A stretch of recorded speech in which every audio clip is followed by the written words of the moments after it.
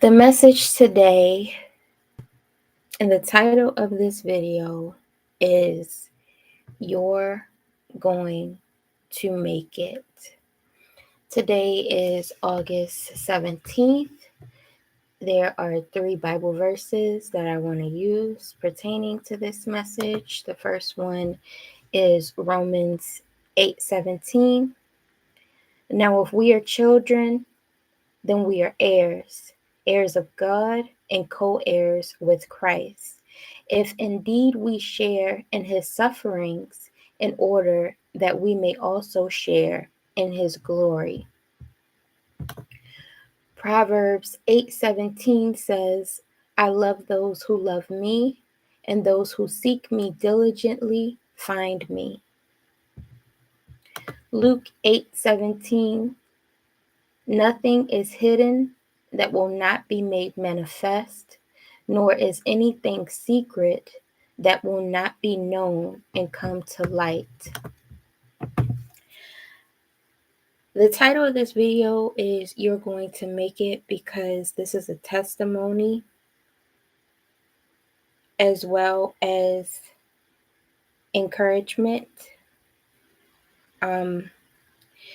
So the Bible speaks of, dreams and visions. Since I was a little girl, I've always dreamt. I've always had dreams. More than ever, I would say around the time of the pandemic, I believe I had a lot of prophetic dreams.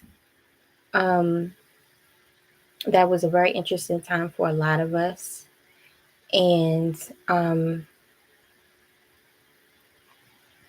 at that time, I had made a declaration to give up certain things, to sacrifice certain things that I loved, that I enjoyed, that I thought gave me fulfillment. It felt necessary at that time. And a friend of mine had passed away in that time frame before I made that decision, which I guess is kind of why I made that decision that I made at the time. It was one of the reasons why I made the choice that I did to give up certain things. So I had this dream, and in the dream, I saw my friend who had passed away, and he was there with his other friend who was still alive. They were very close, and a lot of times the 3 of us, we would hang out together. So I guess that kind of made sense. That was appropriate. I hugged my friend and I cried. And then I walked away. So where he was, I walked in the opposite direction, which I can only assume I was walking back to the living world. So as I was walking back to the living world, I saw a woman, and she was holding a little boy's hand, and she was walking back towards where my friend was. And she stopped me and she said, it's a good thing you decided to give up those things. You're going to be okay. And as I'm walking back into the world, I see chaos. I see fires. I see people running around. I see boulders falling out of the sky. It's just mayhem. But even though I see these things, I'm walking through it and I'm unharmed. Nothing falls on me. Nothing touches me. I'm just witnessing this chaos, but I am unharmed. And I believe that there were multiple messages. I believe one was just the reassurance, that after this life there is something else. And yes, there is a God. And yes, in this world, chaos will befall us. But I believe the biggest message was the importance of those sacrifices. For many of us, our hardest battle is against self. It's against our vices. It's against self-sabotage. It's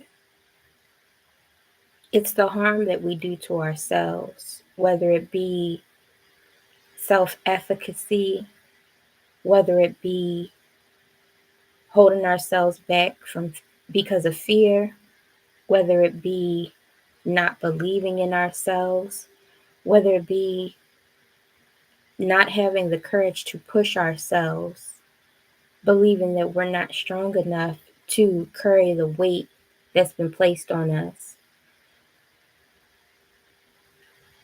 And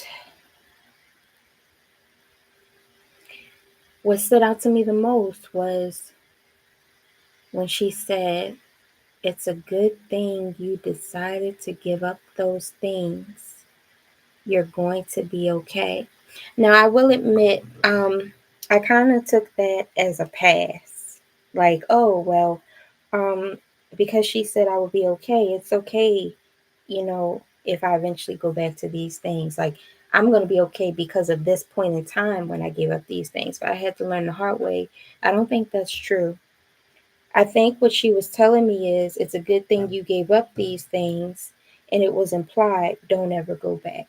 Because we do that a lot. We go on a diet, we lose a little bit of weight, then we start eating the same foods and we gain the weight back. We get out of a bad relationship, we practice self-love and self-care, then the person spins the block and we think it's going to be different, and then we're placed in that same hell that we escaped from. So this message is you are going to be okay, but what I implore you to do is never go back. What I implore you to do is to shut those doors, barricade them, lock them, throw away the key. I believe that there's a clause, there's implication. Um, just like salvation, a lot of people believe that once you're saved, you're always saved. Um, I don't know if that's true. I believe that there's a clause. I believe that there's a contingency. I believe that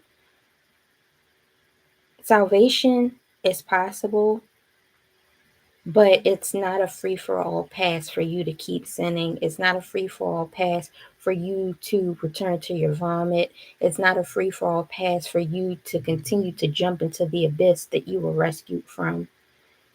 And I had to learn that the hard way. I had to experience that the hard way. Um, and so, again, the message is you are going to make it.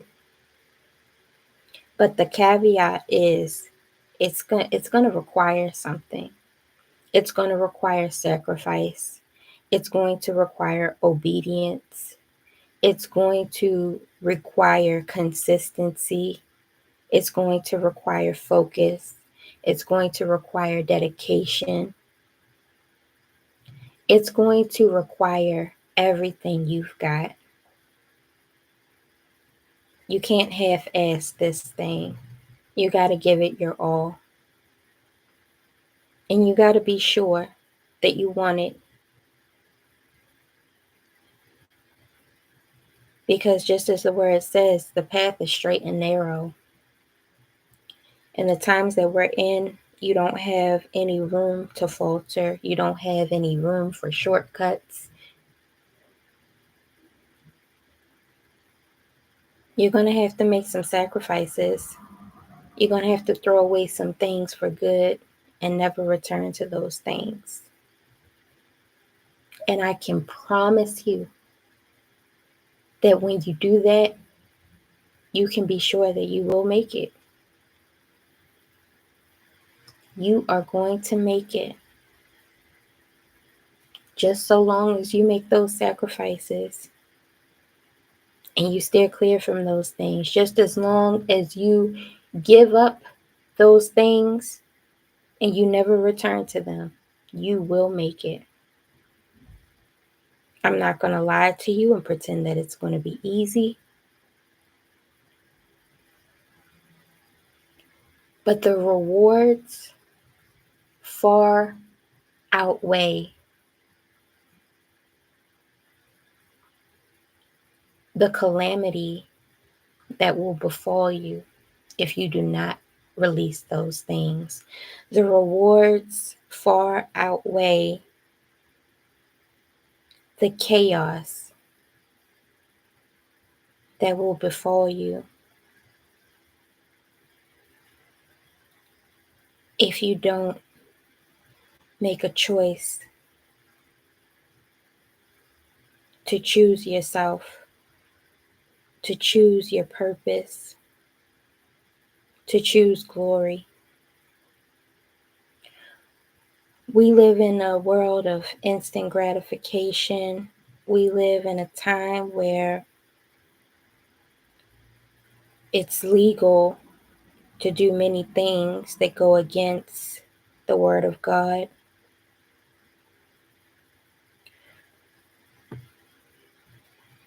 We live in a time where many people are doing what's popular instead of what's right.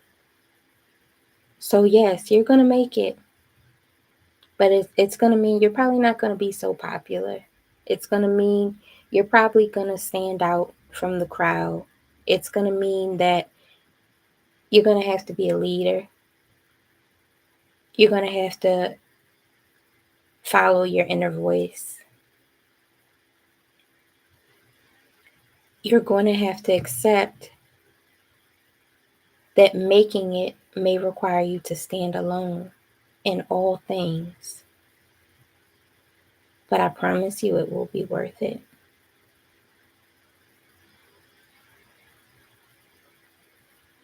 So give up those things. Only you know what those things are. You know what those things are. You know what's holding you back. You know what's holding you down. You know what you're struggling with. You know what is causing you to stumble. You know yourself better than anyone else. And I'm speaking from experience. When I gave up those things, I saw a difference in every area of my life. But I want you to surpass what I did. I don't want you to return to those things. And you can do it. You're strong enough.